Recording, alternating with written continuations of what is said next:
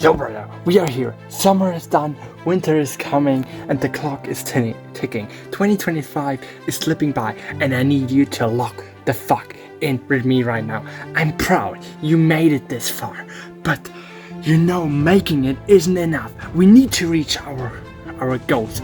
We still got 3 months left to turn this year into something great and into something we will brag about in 2030. So do me a favor, take a mental screenshot of yourself, the version of you sitting here, because the next time we will look back at it, we will use it as a before picture. I want you to look back at it then and say, damn, this was the day I stopped cruising. We still have 92 days from now. I want us to stand at the New Year's Eve and not wishing that we had done more, but proud as hell of the way we closed off this year.